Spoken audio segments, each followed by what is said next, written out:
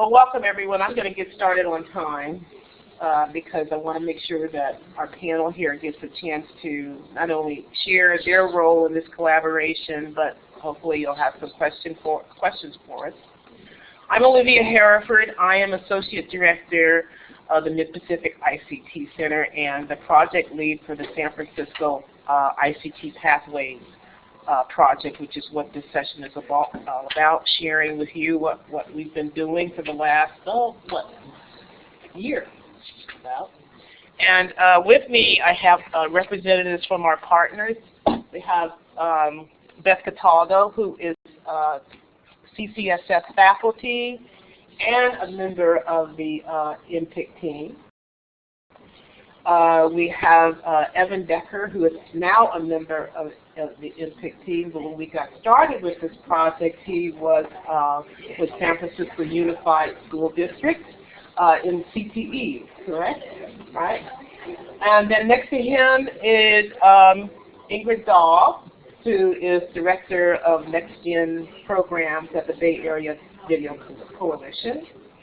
And we have Ursula Bischoff, who is Senior Analyst, Senior Program Associate for West Ed. And so what we're going to talk about today, I'm going to give you a brief overview of our project, what it's all about, and some of our long-term goals, our vision for the project. And then I'm going to give each of our panel members some time to talk about the specific project goals for which they are either leading or playing a major role. So that's the our part of sharing with you.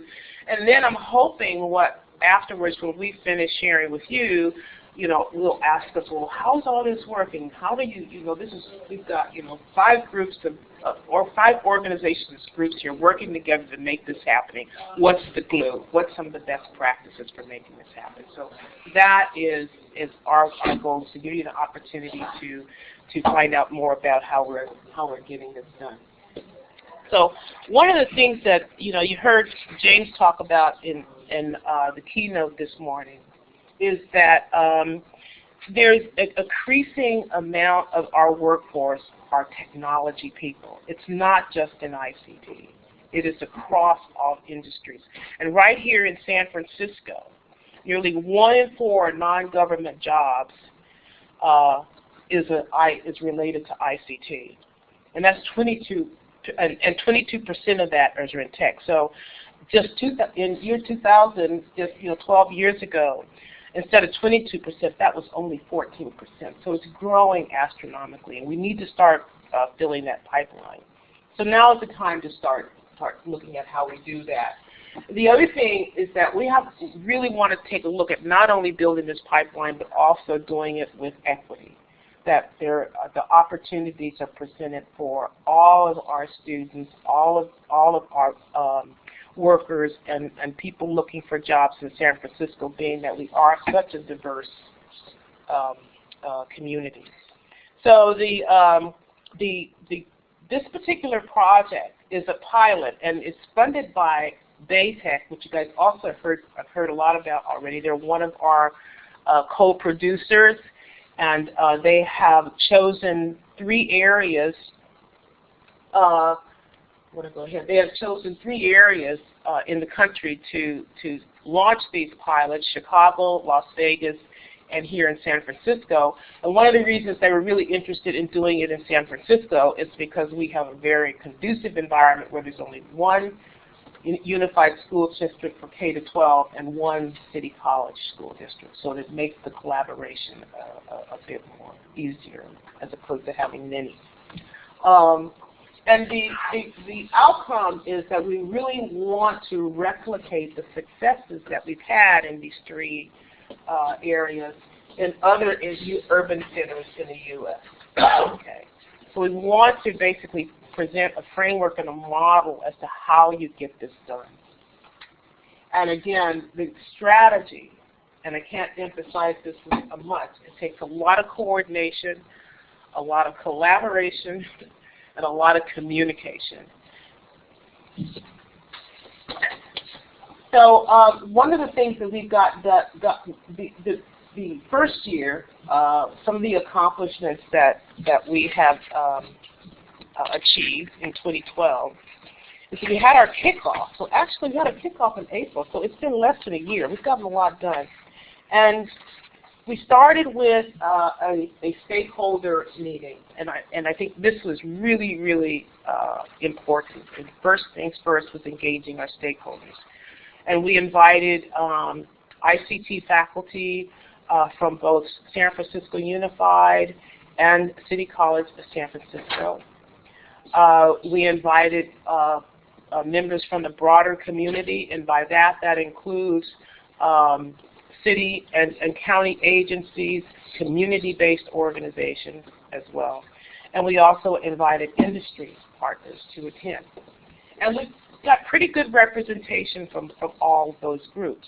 And we talked about what we wanted to do. We talked about what the environment, we shared the environment, and we shared what the future was looking like. And I kind of skipped over that slide because I think you heard a lot of, how many of you were in the keynote this morning?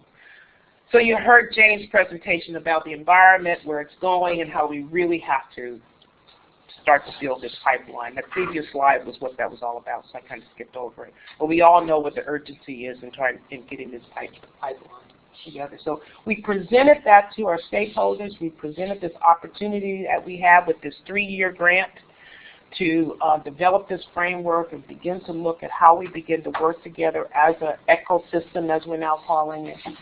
And it was a very successful kickoff. We had also participation from TechSF, which you'll hear a little bit more about. We're going to be working with another city initiative called SF City, and tell you a little bit more about that at the end when we get into questions. But it was really a really good group of stakeholders, and it was pretty successful in getting it engaged. Then we spent the summer doing an assessment of the current state. We talked about really, we have a vision, and the vision is we want to get more workers into this, future ICT workers into this pipeline, and have a way that we can, a framework that we can share with others to get that done. That's the vision. But what do we have today? What exists today? So that we could take a look at a gap analysis to really determine, what is it that we have to do to get to that end state. So with the help, again, with our stakeholders, primarily at the San Francisco Unified and City College, we also had broader community. We were working with BAVC. We were working with a couple of other nonprofits in the San Francisco area to say, what do we have today as far as curriculum, programs, training, community access? What exists today as entries to this pathway, and what services are available, what, again, curriculum, certificates, associate degrees, courses. We basically just took a complete inventory of what was happening, what we were doing in San Francisco. And it was a very surprising support relative to how much opportunity there was out there. And again, a lot of it was just disconnected. And that was I think the key finding. A lot of opportunity, but disconnected. So that report, by the way, is available on the MPICT site if you would like to take a look at the details of that. And that gave us then what we needed to do. It kind of gave us, all right, now that we have this, what are some of the things that we can do immediately? And we put together a project plan, and that's what the rest of the team is going to talk about. But we did pick a couple of focus areas for 2012-2013 projects. We began to do some of that coordination and collaboration and communication. We did a very, very just inspiring tour of where we invited CCSF faculty, ICT faculty, to visit some of the classrooms, high school classrooms, that were being taught by some of our high school ICT faculty, and it was very, very enlightening. It was very inspiring, and what came out of it was a lot of discussion about what we're going to do next, and Evan will share more of that. It was really a lot of fun. And then in November, early December, we began to have conversations with TechSF. And TechSF is a grant that has been awarded to the San Francisco Office of Economic and Workforce Development on creating tech jobs in San Francisco.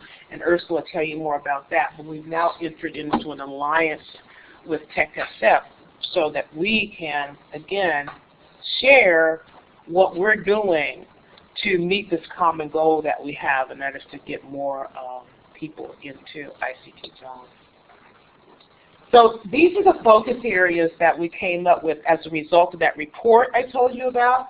So these 5 things that we can get done is we need to improve awareness of these opportunities and promote them, to let people know that you can go down to City College and get these certificates. If you already have a degree, you can take these classes and add to your skills. And then promote those opportunities. We need to do some curriculum alignment. You've been hearing today a lot about, articulation, dual enrollment. We need to look at some of those opportunities. We also have to look at faculty development, like what we're doing here at this conference.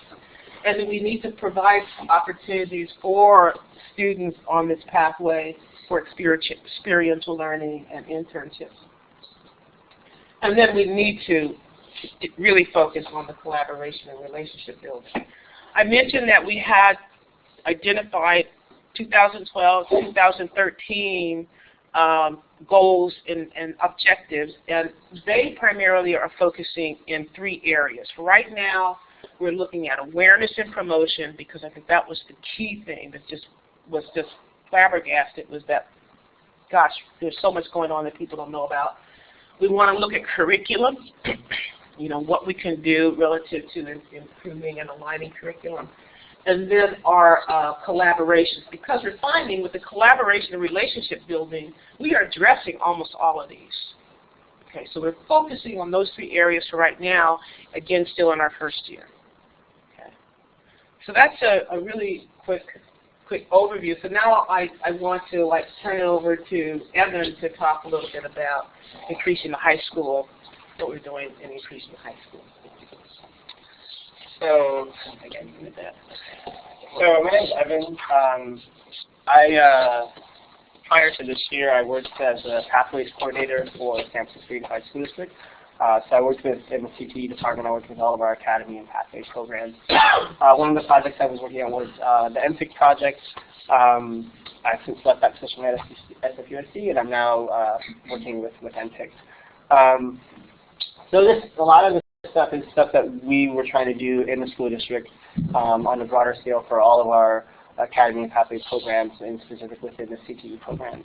And what this project really allows us to do in the city is connect specifically with companies that are providing these experiential learning opportunities, connect specifically with City College that's providing educational opportunities, and then also connect farther with businesses to kind of triangulate the professional backgrounds with educational backgrounds with the school district, all for the benefit of the students.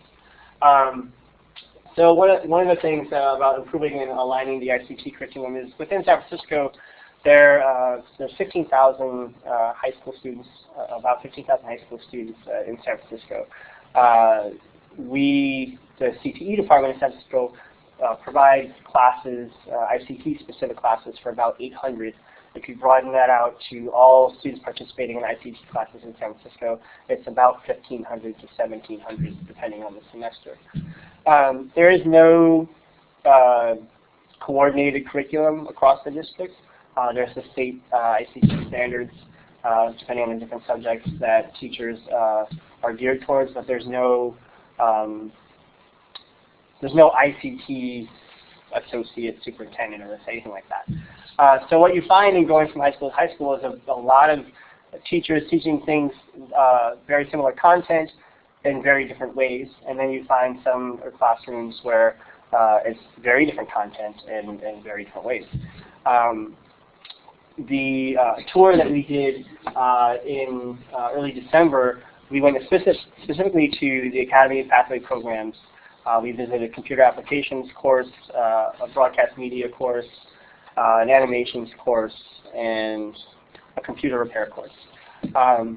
And it was really great to have faculty come into the school setting, the high school setting, kind of see the students, see the conditions, see the resources that the teachers are working with. And I think both parties were really surprised at kind of the willingness of the CCSF faculty to come, and also the CCSF faculty was really surprised by the amount of resources that they had and what students were able to do. That was very exciting. And so from that, we now have, I think, 3 or 4 kind of smaller curriculum committees that are branching off to do particular projects.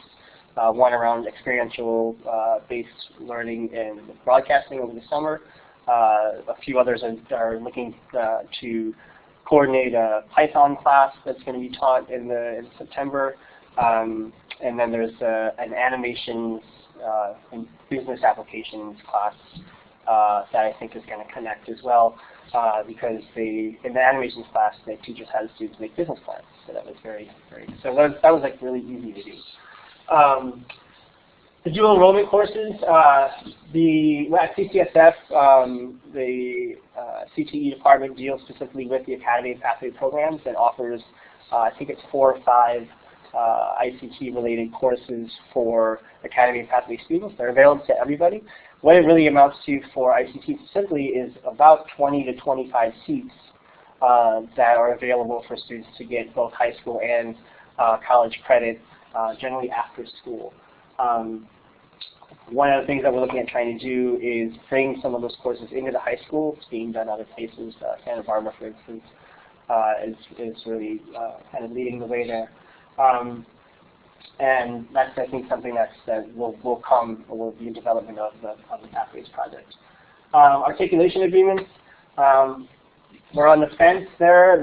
There's still some discussion that needs to happen within CCSF and within the SFUSD faculty and administrators about exactly how that will work. But the conversations are beginning to happen. Well, I talked a little bit about that. So I think one of the things here about the students taking ICT dual enrollment courses is the college comes to the high school teachers and says, okay, what courses would you like your students to take? And the high school teacher typically has said, how many can you make available?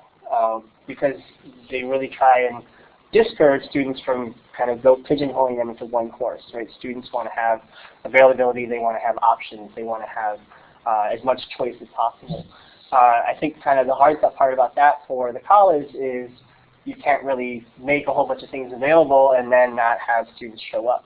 And so part of the conversation that happened from our tour, and that has continued to happen with the CTE department at CCSF, is how can we align curriculum a little bit more closely so that the course that the students take at the dual enrollment course at CCSF is specific to what they just learned at the school.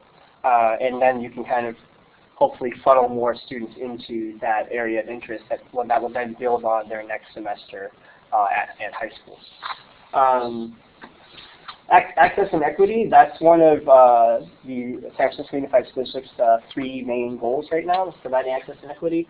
And we see at some of the schools that they have lots of labs, but they have no ICT courses. And we see places with ICT courses that only have 1 lab. We see schools that have no ICT courses and very few labs. And so one of the conversations that's been happening is that those decisions are made on a school-by-school basis, most of those funds that computers come through. So a lot of the conversation that needs to happen is with principals saying, how are you integrating these business applications or digital literacy into your curriculum so that all students are able to participate. One of the places we see that happening really well is at Mission High School. Mission High School has I don't know exactly what his title is, but it's digital literacy guru, we'll just call it.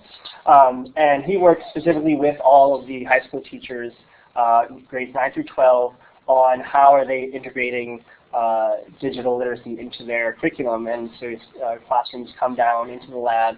He provides assistance. He provides quick lessons on how to use PowerPoint, how to use Excel, how to use Microsoft Word. And he does that for the whole school. So instead of having a class separate just for those specific things, teachers are encouraged by the administration and want to integrate those things within their curriculum. And so that's how they go about doing that. Awareness and promotion, we did our tour. It's kind of the most important part is these kind of two things. High school teachers are asked to do a whole lot. They're under a lot of stress, a lot of strain. So asking them to do yet another thing, generally it goes over the head, it goes in one ear and out the other, not because they're not interested, but because they just don't have the time.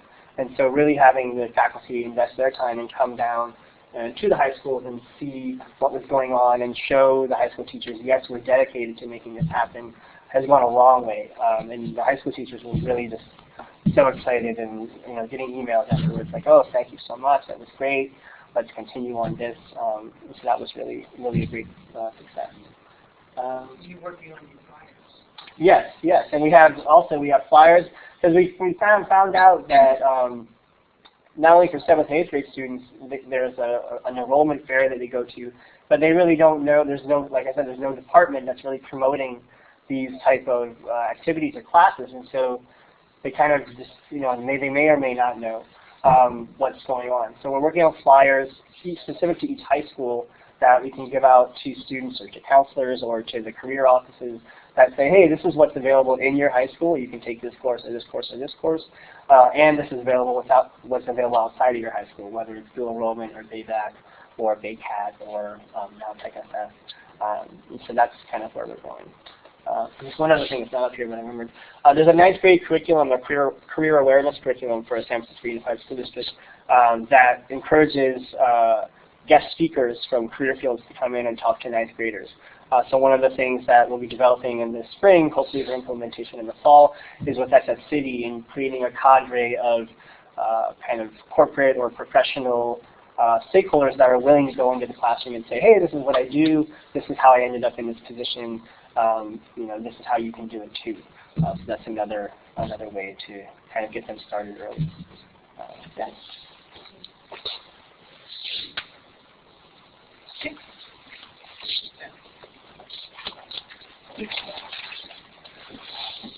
So I am Beth Cataldo. I'm a faculty multimedia studies. I'm the coordinator of the program at City College, and I've worked there 10 years. So one of the reasons I was very inspired to join this project with MPICT and BATEC is because City College, probably like many community college, is very siloed, right? We have 90,000 students. Every department is kind of its own little business. And I know, being coordinator of multimedia studies, I would sell my program to those students, right? And when we look at ICT, it's a much broader group of classes. So what we were trying to do in this project is really create one message about all those ICT classes to, whether it be, first of all, the students in the high schools, but also employers and our own counselors. So we have departments, I'll just tell you the departments that include ICT at City College. So graphic communications and multimedia studies, so that's your digital media. Business, so our computer app classes. Marketing classes are in the business department. CNIT, computer networking, HTML is in that department, JavaScript's in that department, computer science, so we have all our computer programming languages, and then we have a broadcast media arts department. So all of those are really under this ICT umbrella. When someone from a high school comes along, they were not getting one message about these are all the things you could do with your life, right? They were getting these targeted messages, mostly through dual enrollment, about these individual classes. So what we're trying to do is really create an awareness about what you can do with your life with any of these and try to create these silos as one kind of brand for City College, right? So this is what we're selling, this ICT. Oh, it might be video, it might be graphic design, it might be computer applications, but it's all at City College. So our real message and branding is probably the top priority, as Evan said, because that is not out there. One of the main things, even the people who are working with us, you go to our website, okay, where is this ICT? Where are these jobs? Well, where are they? They're drilled down into the class offerings or that certificate, right? So none of that is packaged in a way to sell it to students. Even our own counselors don't know all the certificates and degrees that we offer, right? So our goal is to package that. One of the main things we're going to get done this semester is to create a portal, so like a stop that says, here's ICT at City College, here's all the different programs we offer. Now you can drill down, look at our certificates, look at our classes, and kind of use the website, but repurpose that content so that people can find it. So this is not only high school students, but this is any student coming off the street. This is employers. So the other big issue is that employers don't really know that City College does this kind of training. Our students are getting these skills, you know, the Ruby skills, JavaScript, HTML5. They're getting them at City. They're getting jobs, but employers don't realize that connection. So I think it's important. And working with TechSF, we really want to make that out there too. It's like, we are not the second-rate institution. I have a funny story. Someone came here from the state chancellor's office, and he's here, and he's talking about how he's having dinner with his son. Oh, what's your son do? No, he's not going to school. I said, tell him to go to City. No, he doesn't want to go to City. It's not good enough for him. He wants to go to state. And I said, wait a minute. You're working in the community college.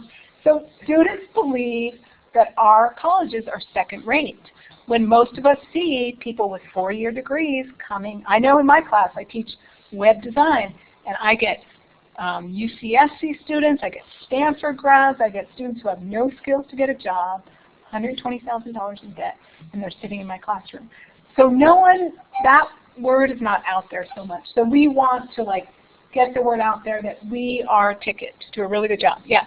You know, I've noticed a trend in general that we as a population want smaller bite-sized content to consume.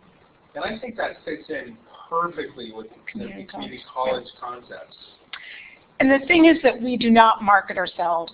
I think no community college, or maybe some do, but City College has not really had to market ourselves as a solution for a lot of people, even though they find it.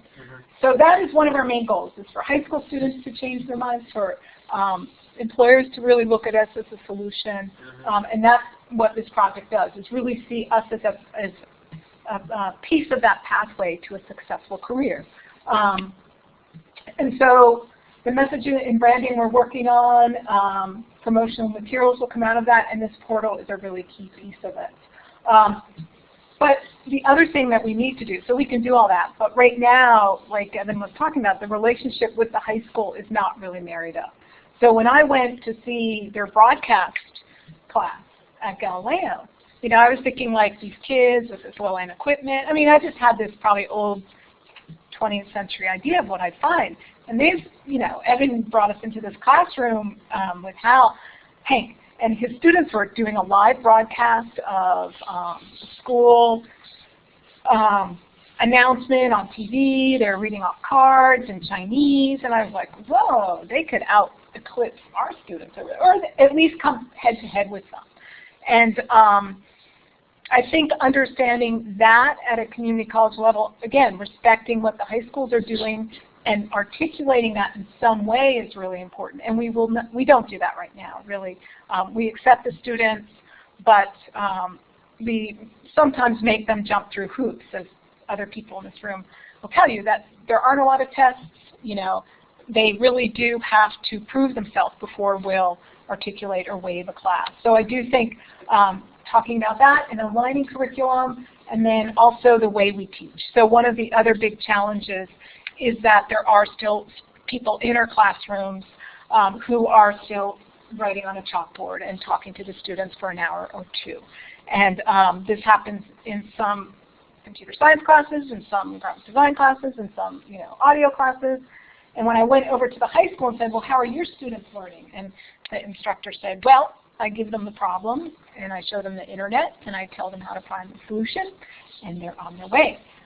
So this was a computer science class where he was telling them build a Java app or something, some app. And I was like, I mean, they just go out. He goes, they find it. They find the code. They put it together. They work in teams. And I'm like, that. So you don't really do, how long a lecture? Maybe 10 minutes. You know, so, and we hear that the high school students can't handle our computer science classes. I've heard that over and over.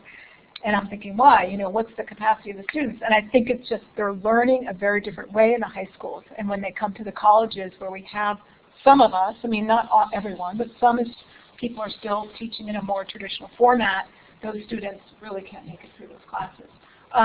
So again, talking about teaching methodology with the high school students, understanding where those students come from. We were visited by a couple students, and again, they're very cognizant of how they learn, how they want to learn, what motivates them. This one student came back and he said he went to a local private school and he said, I'm one of 10 students left, or 10 or 11 students from 100 who started or left. And he said because no one knows how to really work hard, and he was really focused on what he needed to do to succeed. And I think sometimes, you know, at the colleges we don't realize that we have to give students that respect to these young high school students. So a lot of it is about relationships, promotion, changing the message that students hear, that counselors are giving. And we hope to do that through technology, you know, this portal, as well as just working with each other, meeting with each other, talking about curriculum, doing curriculum work groups together and training together. And I think that's it. Is there anything? No? And, yes. Are you utilizing social media as part of your branding and promotion? We have not started doing that yet, and we probably will use social media, but we haven't really integrated it yet. So the branding and promotion is starting now. So this semester, this is what we plan to accomplish. This is what we are going to accomplish. The team uses a form of social media. We have a group site in which we share information, blog, discussions. I'm just thinking that, I mean, you know, given how many of these 15,000 high schoolers have cell phones, to begin to push texts to them and begin to, you know, creating some linkages, because especially if you've got, and actually kind of make it into even a school competitive opportunity, and that, you know, who's driving what, how many people are driving what, you know, get some metrics involved. And I think that you could really grow some viral conversations, which is really the only way to get to millennials. You gotta for all that tape rate. We heard that from one of our stakeholder meetings. They felt that our portal should have kind of a game feel to it, you know, where they could. Well, I'm just thinking that if you've got schools that have video equipment, you know, the more that you can the more that they can land and take that minute to 3 minutes because you have to look at every minute as a certain amount of pictures, and so you actually have inundated them with more pictures than they really, you know, think that they have, and that you just kind of create a storyboard as far as what you're trying to say, and you use social media to kind of tell the story. And you'd just be surprised how they may consume the entire story within 15 minutes because they're really good at drilling and leaving. And then if you can create a conversation where they can build it on their own, then everything that they're creating in high school then can, because what's happening now relative is the new resume, and that the more that you can kind of look at, because this workforce readiness is really a conversation that's germane to what you need to get the job. And so the more you kind of focus on, you know, including some sort of thing that says, okay, 15,000 people, you know, we're going to create a blog for every one of you, you know, just sign up and here it is. And you'd just be surprised if you can create some collaborations to make that happen. But well, you're segueing. There's more. Yeah. There's more. There's more. There's more. I'm not Okay. I'm going to stand up here. get a little closer. So I'm Ingrid. I'm from the Bay Area Video Coalition, and we're unique because we're slightly outside of everybody's domain that you just heard. You know, we're not in the schools. We used to be, but we're not anymore. We're primarily after school, but we serve a really wide range of young adults, 14 to 24, here and not just the city, but also throughout Oakland. So what is BAVC? Just really quickly, we're a media arts nonprofit. We've been around for 36 years, and we're really focused on empowering media makers to create social change through art, education, and technology. That's in a nutshell. We do that in many different ways. We train adults. We work with the tech sector. Say Zynga comes and they have like 20 new employees who just don't have the kind of skill that they need. We train them. So we have a lot of labs. It's I would say state-of-the-art facility, really excellent software, and wonderful freelancers who come, some who are very renowned locally and are teaching people in the community. Students that we work with, I work primarily again with the young adults, are working on the same types of equipment, same labs, and they work again after school. So the students are following an academic school year, so fall through spring semester, and they get 120 hours of media arts training. It relates to ICT, kind of what Beth was saying, with, you know, there's a focus on video production, on audio engineering, on coding, computer programming. In the past, we've taught game development and gaming and animation. And we're now actually including web and graphic design. And one of the things that we noticed after doing this for quite a long time is that when we work with internships, because that's been embedded in the program over the past few years, we want to match students who are getting all the skills. They've got 120 hours. You would think they are a match now for Zynga or Salesforce or any of the big companies here. And what we found is those employers want something very specific that's constantly changing. Something that they want is, I would say if you could picture yourself as a T, you know, you have one main expertise, which is here, that's like the straight point, and then over here on the table is a lot of different things. You might have your core expertise in video production, but you better really have a strong sense of web design, graphic design, some audio training, really knowing how to use web video for blogging, and even a little bit of advertising. So for us, it's really been kind of an interesting incubation for us to learn. What does the tech sector and the current employers out there, what do they want? What are they looking for in ICT? One of the things that brings us into this community is we got a grant from the National Science Foundation to create a bridge program. So these are students who are alums of our program, who've been through that 120 hours of training. These are students who maybe have no affiliation with BAVC, but are actually from City College, from the departments that Beth was just describing, and hers is one of them. Or these are students who were alums, who are not at City, but maybe just after high school are like, I don't really think there's a fit for me anywhere. I don't think I want to go to college. I'm not really sure what's out there. I want to just get a job. How do I get a job? I don't have LinkedIn. I don't have a network. I don't have any previous job experience as one internship from BAVC. Help me. So that's the concept of why we created the Bridge program. And what's really wonderful in partnering with MPICT and TechSF is BAVC, because it's been in the Media Arts Center and doing all this training with adults, we have partnerships with about 120 different companies. So matching students, going back to what I was saying before about how do we match the students, there's this T, everybody wants this, we can kind of anticipate what kind of training students need, and we divide it up throughout the year. So for bridges, and also for the students in that academic calendar year, every single month they're getting career readiness workshops. Students are learning, how do I do a LinkedIn account? How do I finish a profile? How can I join a group? And if I need to get 100 different connections, how do I do that within the next 2 weeks, for example?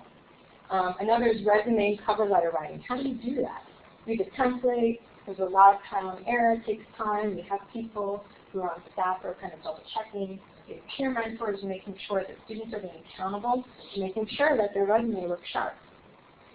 We also work with Pathways, and they are a company who develops a more visual online portfolio.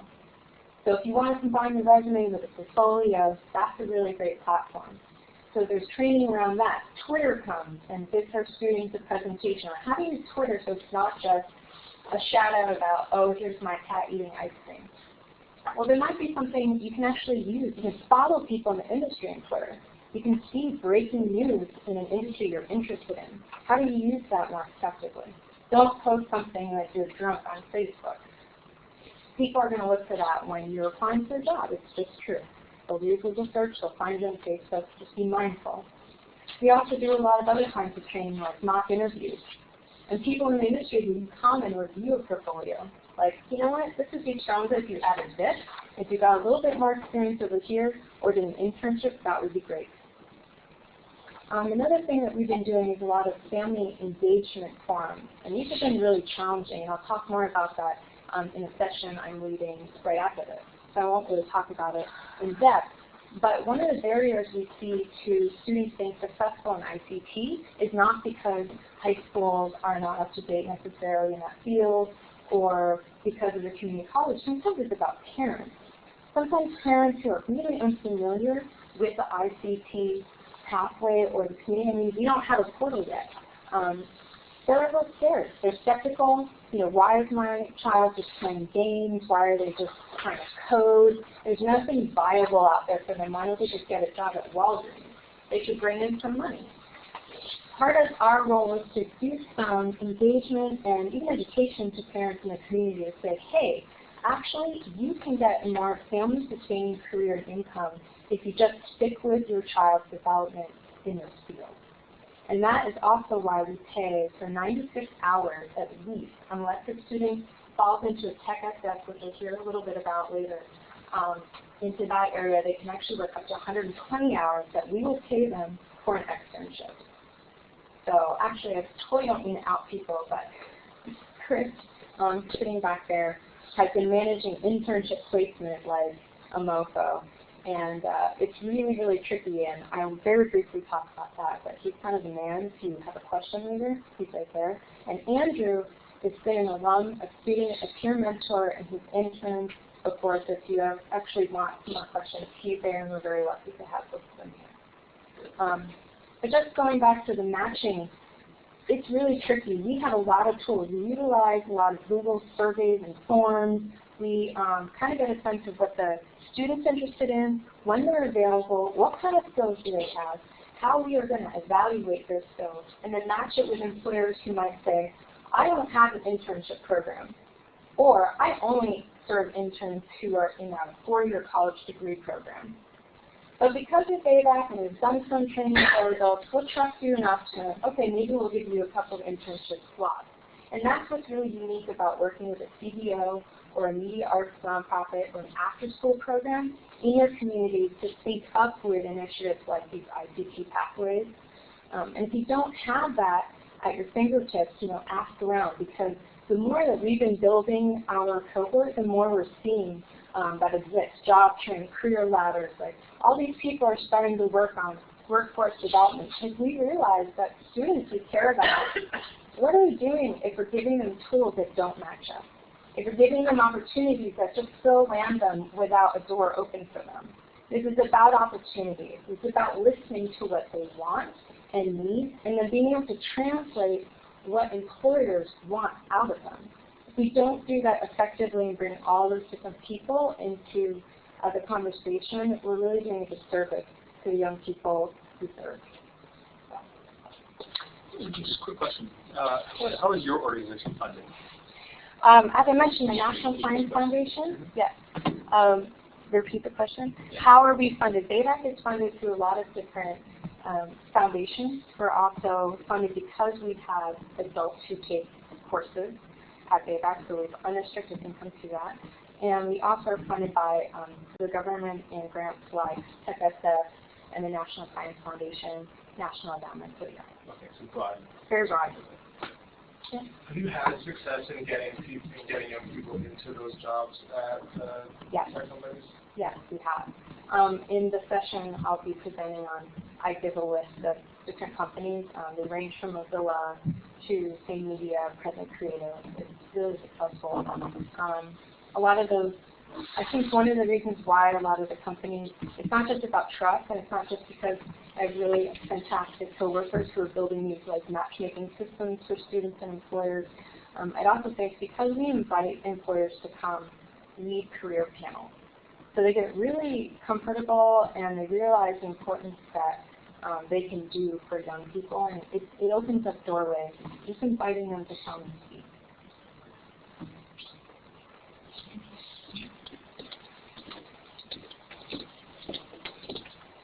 Hello folks, my name is Ursula Bischoff. I'm a Senior Program Associate at WestEd.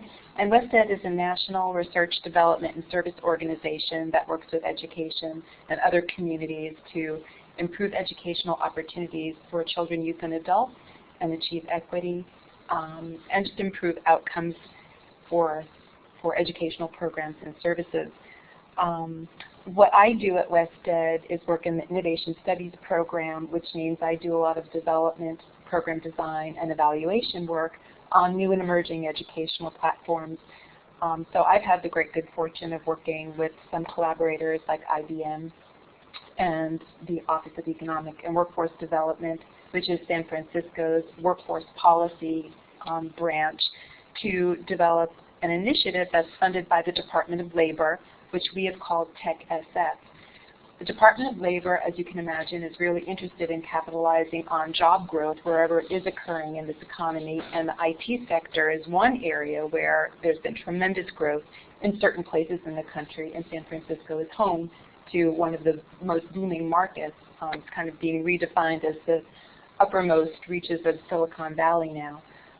So in the fall of 2011, I approached, along with IBM and AT&T, the Office of Economic and Workforce Development to see if they would be interested in partnering in an application to the Department of Labor for a technical skills training grant.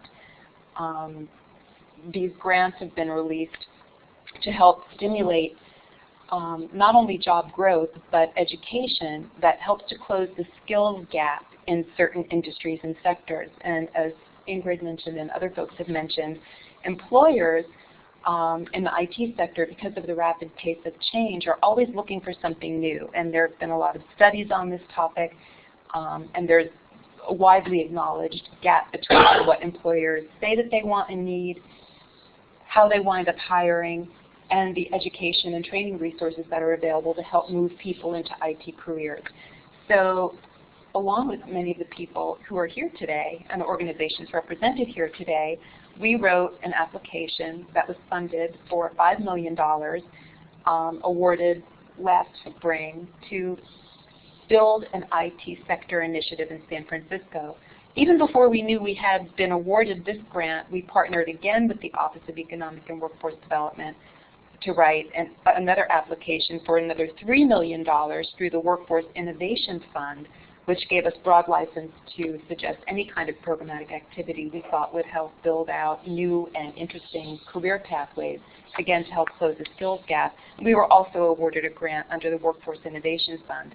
So TechSF is the brand that covers these two specific grants, but it's bigger than that because the city, being charged to develop workforce policy, would have launched an IT sector initiative regardless of whether this funding had come through, because what it has done in the past is looked at areas of high growth in the city and organized education and training activities to be able to meet the employment skills needs of local employers, and they've done it in healthcare, construction, and hospitality. So TechSF is the most recent effort from the city to kind of coordinate the training and education resources and employment opportunities. My work on the project is I'm the project director for the Technical Skills Training Grant, and I am the evaluator for the Workforce Innovation Fund grant. So I'm really interested in kind of figuring out both how the systems that everyone here represents can be organized to create these pathways that don't yet really exist and have not yet been really well defined and are constantly changing, and how we'll know whether we've been successful. So some of the work that we know we need to do is set up some infrastructure to make sure that employers are advising us on the skills that they need and can help us define those pathways, and that we actually have some resources in place that will help move students into awaiting jobs. What the main infrastructure we're building is through San Francisco's Workforce Investment Board. This is a collection of employers, community-based organizations, labor organizations, other nonprofit organizations that advise the department on the direction workforce policy and development should take in the city. Under that particular body are several subcommittees. OEWD builds a committee for each of its sector strategies. So there's going to be a TechSF advisory committee impaneled this year. We're having an initial meeting in a few weeks with employers and other organizations, many represented here, to kind of introduce them to the idea and encourage their participation in the initiative. The TechSF advisory committee basically will help identify key needs in the IT industry, including the skill requirements. We think it's ideal that all of the work that the MPICT project has been doing and all of the training and education organizations are currently doing can be kind of rolled up under this banner, so that we can really leverage the resources that are currently, being deployed to support work in the sector and help organize it in a kind of more formal way. So the advisory committee will actually take up 3 separate focus areas that build on all the work that we've talked about here today. There will be an educational pathways kind of subcommittee to engage employers and other participants in the advisory committee in focused work on helping to build out the educational pathways. There will be an employment development subcommittee that will help engage employers in providing the experiential learning opportunities that students need to be successful in IT careers and will help enter them into waiting jobs. And there will be an innovation council that will specifically look at ways technology can be applied to increase access to waiting jobs. For example, in the proposal we wrote, we suggested we might have a text-to-work pilot project that will actually deploy information about waiting jobs to job seekers through their cell phones, so they can use their handheld devices to actually apply for jobs, or at least submit a note of interest before they submit a formal application. So we're looking at ways technology, hopefully through resources our participating employers provide, can be used to improve access to waiting jobs. So that's, when you hear about TechSF, it's an initiative, it's a brand, it's a way to organize all of the resources, hopefully, that will help make it a lot easier to bridge this skills gap and get people who are interested in moving into IT careers into jobs.